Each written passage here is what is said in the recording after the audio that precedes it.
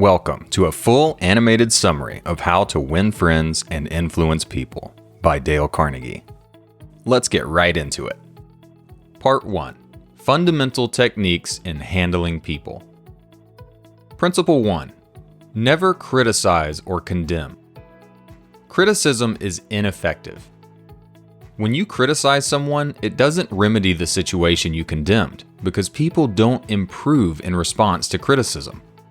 Instead, criticism makes people defensive, and it causes them to justify their actions or make excuses. Criticism is hurtful. It wounds a person deeply because it damages their sense of importance and self-worth. When you criticize someone, it causes severe and lasting emotional pain. Criticism destroys relationships.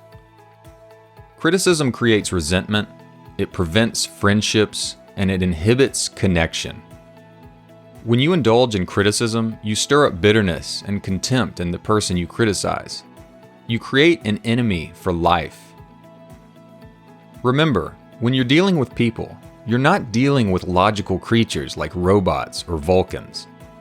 To the contrary, you're dealing with emotional creatures motivated by pride, ego, and vanity. And thus, interacting with people is not about IQ or traditional intelligence. Instead, a master persuader must develop his or her EQ, or emotional intelligence.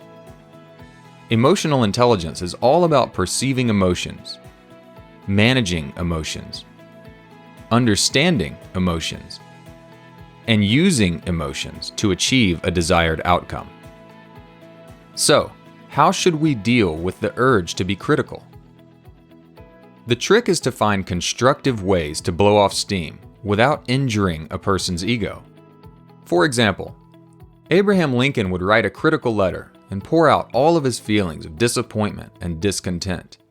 Then, instead of mailing the letter, he'd bury it in his desk, never to be read by another person. Effective leaders avoid condemnation at all costs. Any fool can criticize someone, and most fools do.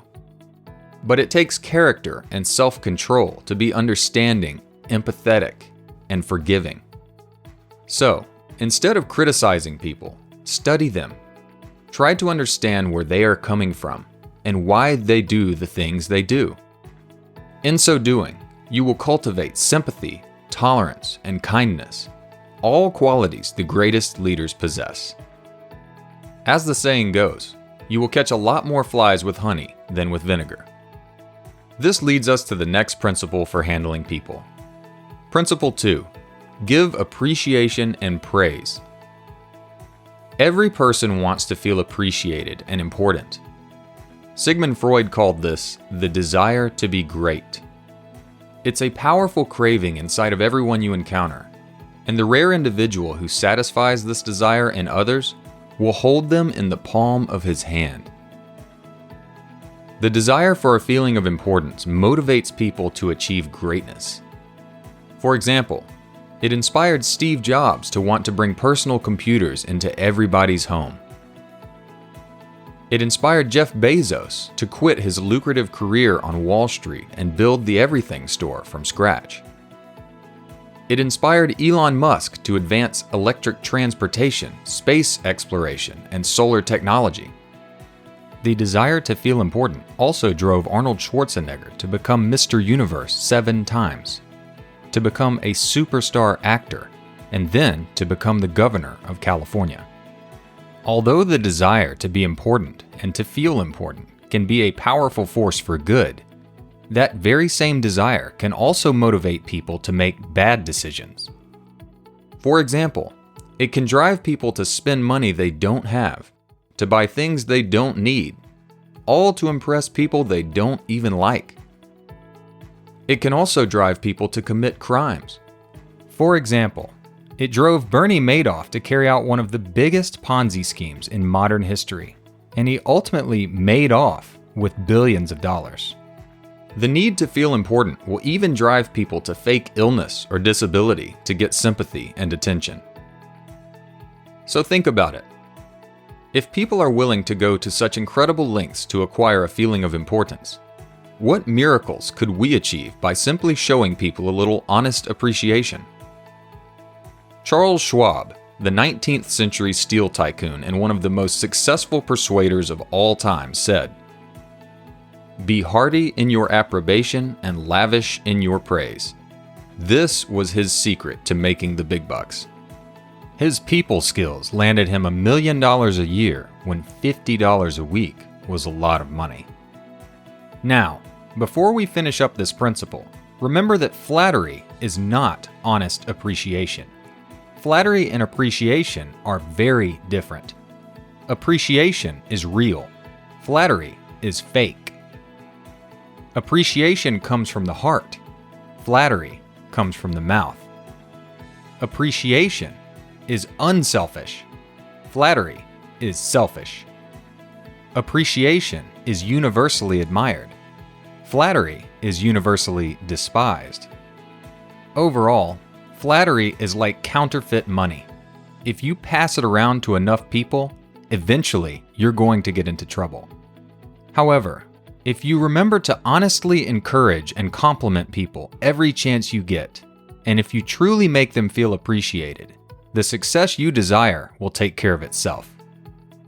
This brings us to the final principle for handling people. Principle 3. Arouse a want in others. Picture this. Imagine we're fishing together. What bait should we use to entice the fish to bite the hook? Now, I love chocolate chip cookies, and I bet you do too. But fish, well, fish like worms. So, if we're trying to catch fish, we should bait the hook with what the fish wants, not what we want. This very same principle applies to people. People are interested in what they want, not what you want. So, the best way to influence people is to frame things in terms of what they desire. In other words, make people want to do what you want them to do. Persuade them to volunteer. Let's talk about some hypotheticals to demonstrate this principle. How about this? How might you persuade a little child to eat vegetables? You could present the child with the nutrition facts and explain the antioxidant properties of vegetables.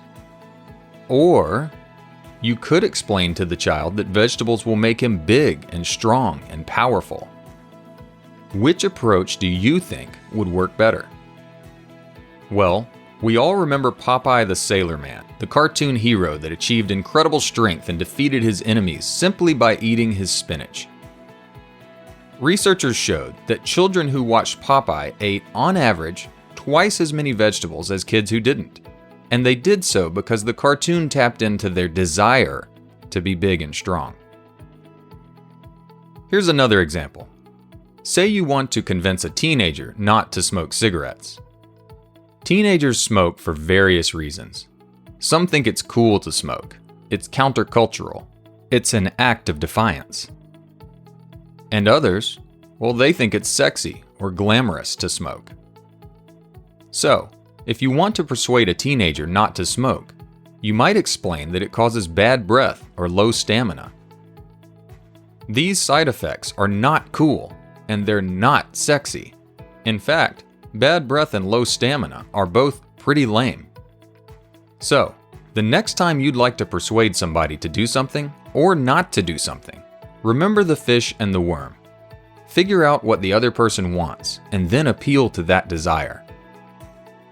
If you can learn to focus on what other people want, you're sure to get everything that you want. It's only a matter of time.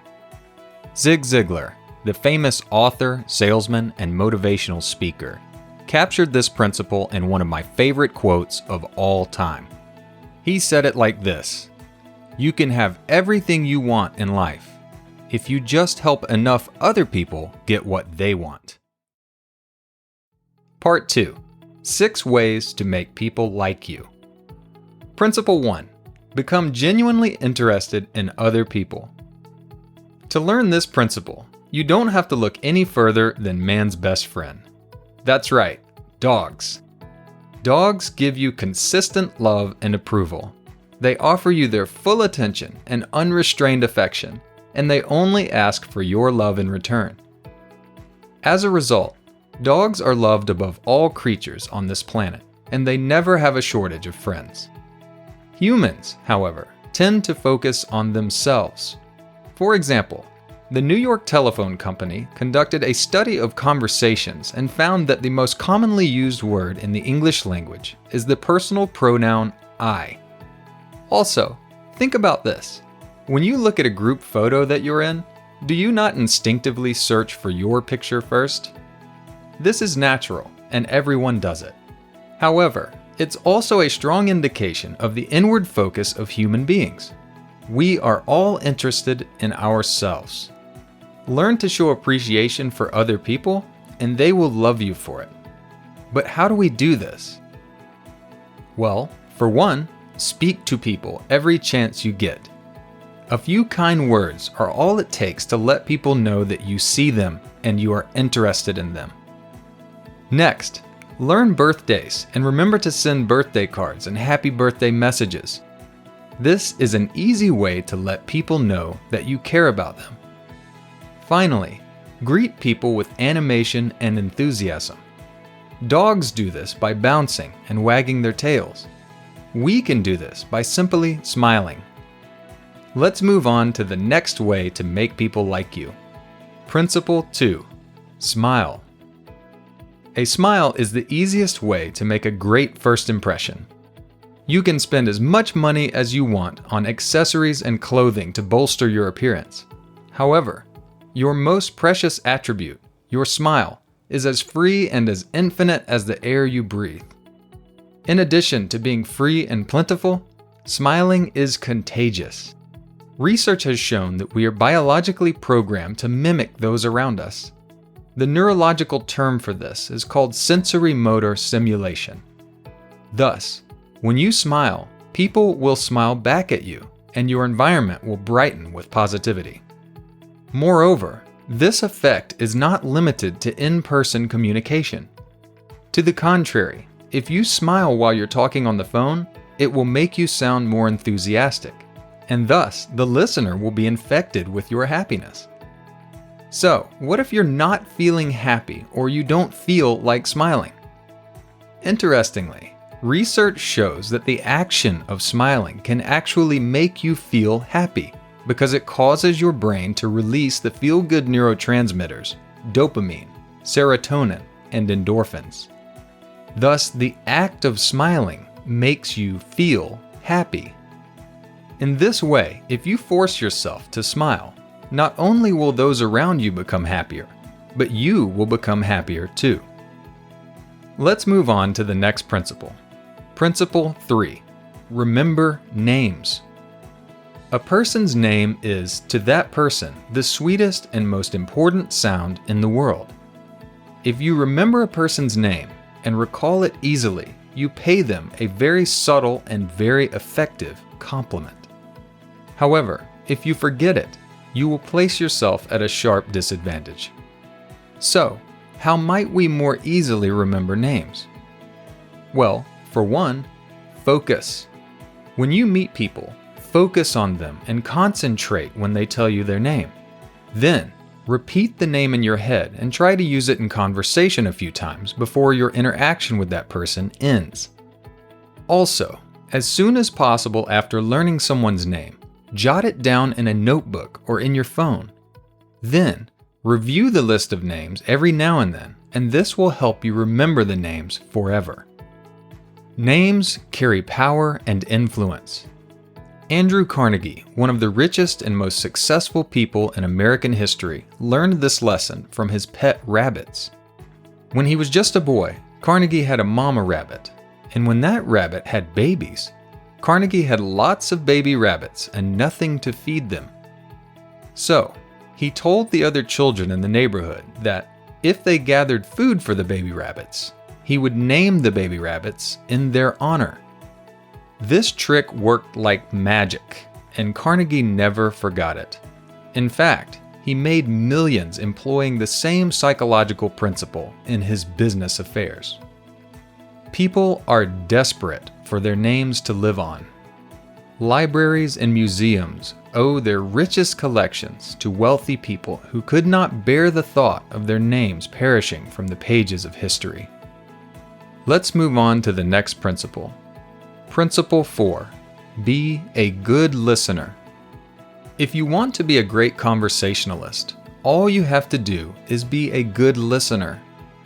Most people are much more interested in themselves and their problems than they are in you and your problems, and they are desperate for an interested listener. So, why not give them what they want? Ask questions other people will enjoy answering. Make a habit of encouraging others to talk about themselves, their accomplishments, and their interests, instead of talking about yourself. If you grant others this kindness by being their captivated listener, which they so desperately desire, they will love you for it. From a customer service perspective, if people are denied the opportunity to vent for long enough, they will eventually become intensely frustrated. However, even the most violent critic or angry customer can be subdued and calmed by the attention of a patient and sympathetic listener. Once this irate fault finder completes a venomous tirade, and once they feel they have been afforded an adequate opportunity to express their objections, they will often become more composed and more reasonable, and they will even become loyal customers. In this way, listening can break down walls and it can mend relationships. On to the next principle. Principle 5. Talk in terms of the other person's interests. The way to a person's heart is to talk about things that person treasures the most. Thus, the key to getting what you want is to talk first in terms of what the other person wants. Let's say you'd like to work for a particular person who is passionate about travel. Well, you might start the conversation by asking the person about his favorite places to visit, where he's enjoyed his favorite meals, and what his most memorable experiences are. Then, once the person is warmed up, you might segue into your intended conversation about acquiring a job. At this point, the person has probably already decided that he likes you, and so he will probably be much more receptive and much more likely to hire you. Let's move on to the final principle. Principle 6. Make the other person feel important. You can easily make someone feel important with a sincere compliment. Upon meeting someone, find something to admire and compliment. It could be related to the person's appearance, or an accessory, or even a car or motorcycle. The key is to discover what the person might be proud of and state your admiration with a smile. It's simple. All you should do is apply the golden rule. Do unto others as you would have them do unto you. Make people feel appreciated in a way that you would like to feel appreciated, and they will love you for it. How, when, and where should you do this? In every way, all the time, and everywhere. Each person believes that he or she is superior in some way, and the key to this person's heart is to show them in some subtle way that you recognize their importance, that you sincerely recognize that they are special. Each person has a unique set of experiences and specialized knowledge in some area. Thus, the reality is that we can all learn something from every person we meet, and they are dying to teach us. We simply have to uncover their talent, recognize it, and then encourage them to talk about it. If you do this, people will love you and they will teach you what they know. If you do this, everyone wins, but you win double. Part 3. How to win people to your way of thinking. Principle 1. The only way to win an argument is to avoid it. When you argue with someone, you challenge that person's ego, which will cause the person to become adversarial. The whole exercise is futile because you're unlikely to persuade that person to your way of thinking. To the contrary, They will resent you for arguing with them. In this way, if you win an argument, you may gain a petty intellectual victory, but you will lose the other person's goodwill.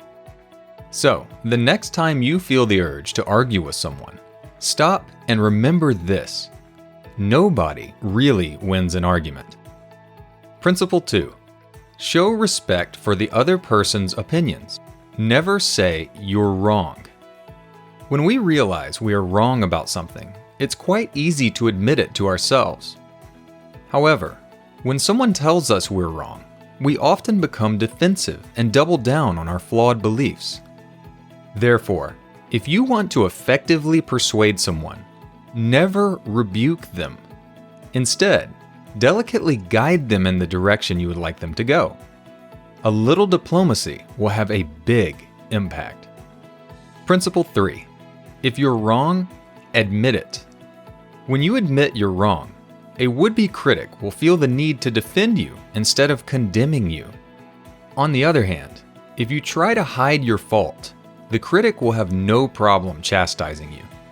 Therefore, when you realize you've committed an error and you know you're going to receive condemnation, admit your wrongdoing as quickly as possible and with enthusiasm. Don't give the other person a chance to condemn you. Instead, beat them to the opportunity and criticize yourself. Principle 4. Begin in a friendly way. Friendliness begets friendliness. In other words, when you're nice to someone, they'll feel compelled to be nice to you. Friendliness disarms a would-be opponent and brings that person over to your side. It makes that person eager to help you. So, shower people with kindness, and they will return the favor. Principle 5. Get the other person saying yes immediately. When someone says no, it creates a psychological barrier between you and that person, a barrier that is very difficult to overcome. However, if you can get a person to agree with you and say yes, they are much more likely to continue agreeing with you. Thus, at the beginning of a conversation, try to ask questions that will elicit a yes, and you will find that people are much more open to suggestion and much more likely to agree with you later on. Principle 6. Let the other person do the talking. When you talk about yourself, people tune out because they are interested in themselves. Nobody likes to hear someone brag about his or her achievements.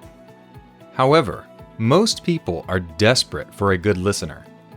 Therefore, instead of talking about you, ask the other person questions and let him or her do all the talking. Principle 7. Let the other person take credit for the idea. People tend to have much more faith in their own ideas than they do in the ideas of others. Although most people want to be credited with an idea, clever people understand that it's the results we should be focused on, not the credit. Therefore, instead of selling people on an idea, an effective persuader guides others toward the idea he or she wishes to convey and lets the other person have the credit and the resulting feelings of importance. A person who does this will have no problem achieving the results he or she wants. Principle 8. Try honestly to see things from the other person's point of view. If you think a person is totally wrong about something, the chances are that the person doesn't think they are wrong. To the contrary, they probably think they're right, and there's a reason why they think the way they do. So, when you encounter someone who holds a different view than you do, try to understand why the person thinks the way they do. Put yourself in that person's shoes and honestly try to see the world as he or she sees the world. If you can do this, you will be a much more successful persuader.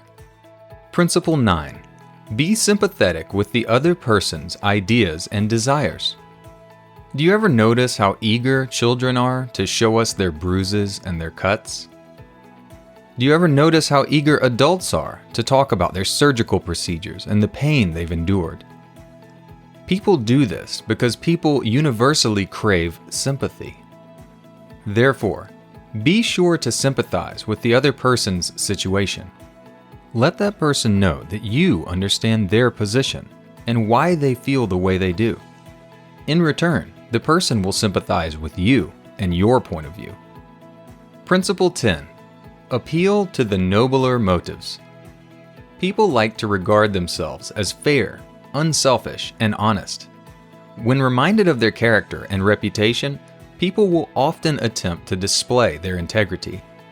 They'll behave in a way that reflects their perception of themselves.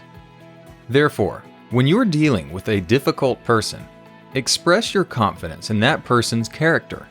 Appeal to their ideal self and let them know that you regard them as a noble being.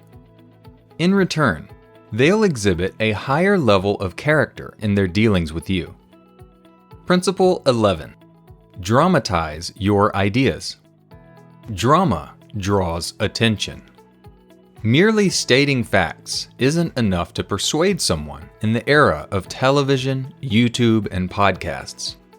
Instead, effective persuasion requires showmanship. Therefore, create a little drama in your attempts to persuade. Be novel, be different, be exciting. Do or say something interesting and memorable. Carefully craft your attempts to persuade like you would craft a scene in a movie, and you will get much better results. Let's move on to the final principle. Principle 12. Throw down a challenge. Nothing motivates people like a good old-fashioned challenge. Let's use an example to illustrate this final point. Charles Schwab had a mill manager that complained to him that the mill wasn't producing its quota of units, and the manager could not motivate the mill workers to produce anything more. So, at the end of a shift, Schwab grabbed a piece of chalk and asked a nearby worker how many units his shift had produced. The man said, 6. Then, Schwab turned around and drew a big number 6 on the ground with his chalk.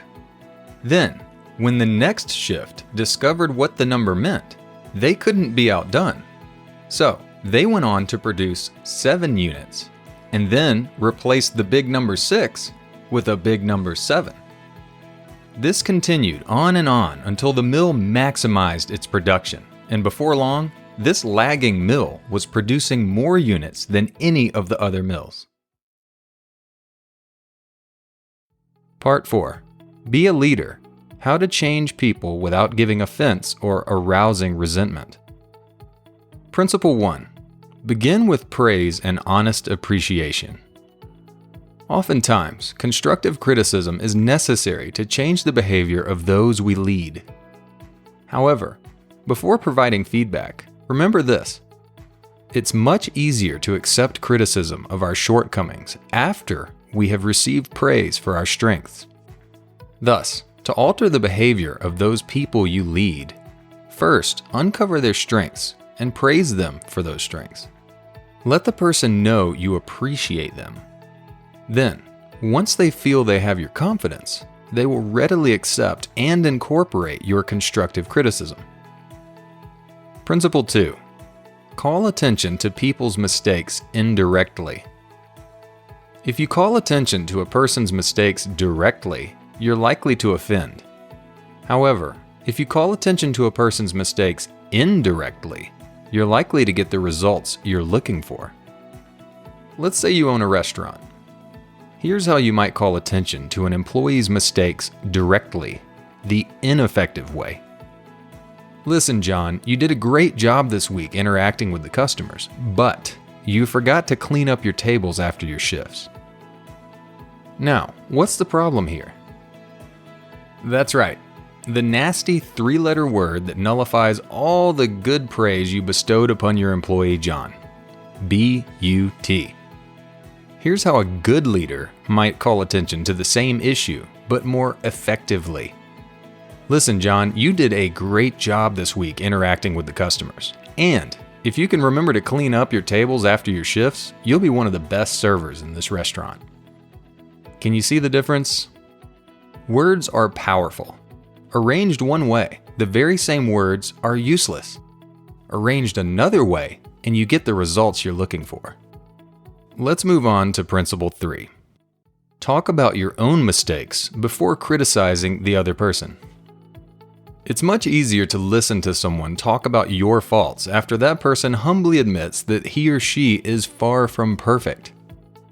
Thus, before you call attention to a person's mistakes, remember that you, yes, you, are flawed. Let that person know that you know you're imperfect. Openly admit to your past mistakes, and the person will gladly accept your constructive criticism. Principle 4. Ask questions instead of giving direct orders. People are much more likely to accept orders if they feel they've had a part in the decision-making process. In this way, orders phrased as questions are much more likely to achieve the desired result than a direct order. For example, an ineffective leader might say some of the following: do this, do that, don't do this, or don't do that.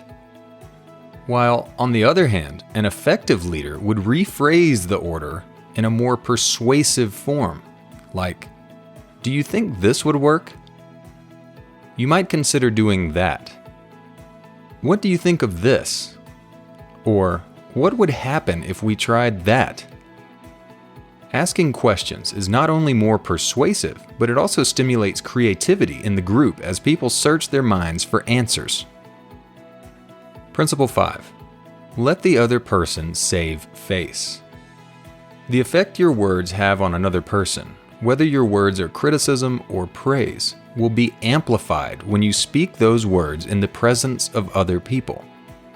This effect is amplified even further when the audience is comprised of people whom the person you are criticizing or praising respects.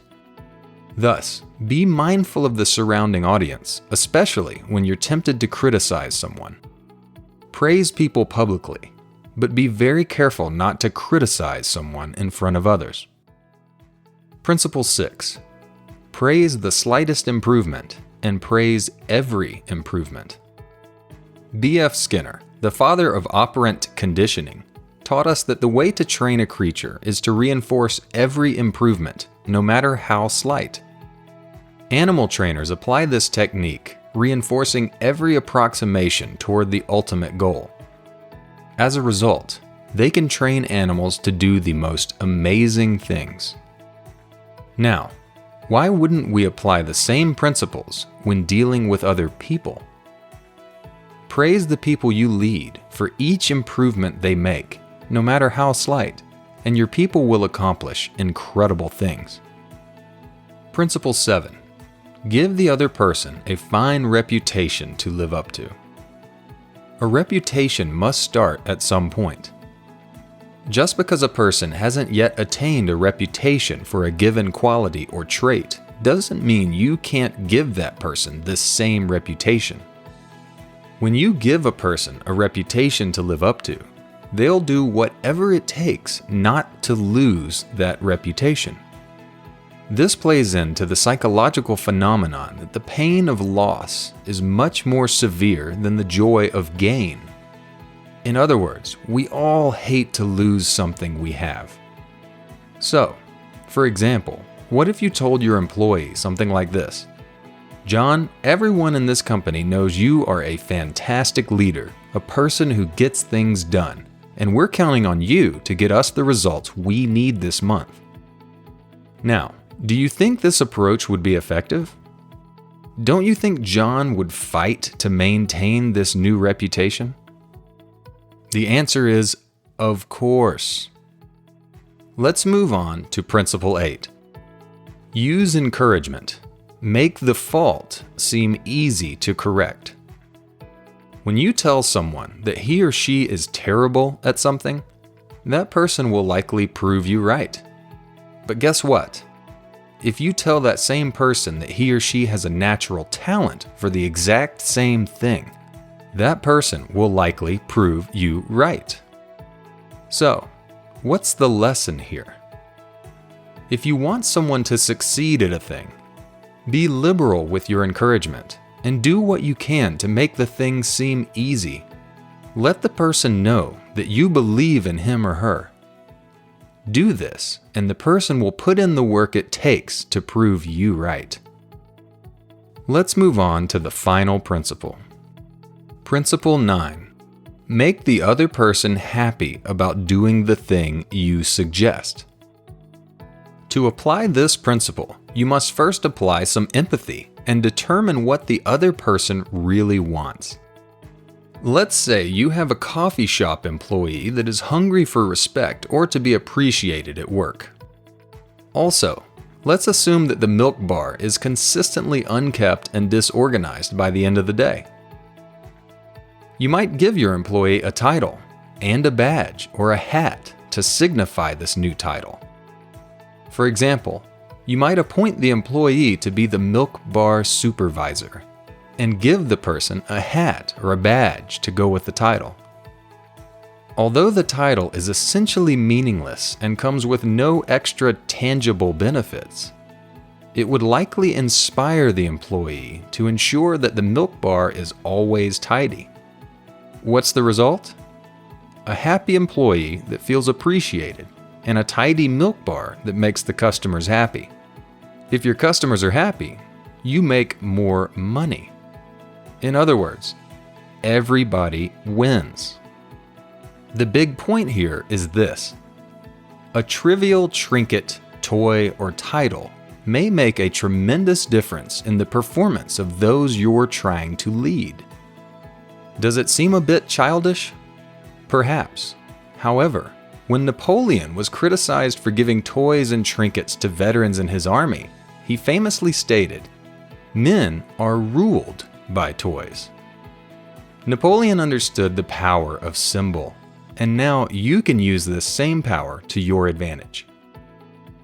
Thank you so much for watching this video, and if you really liked it, please smash like and subscribe to my channel, and I'll see you next time on Mentally Fit.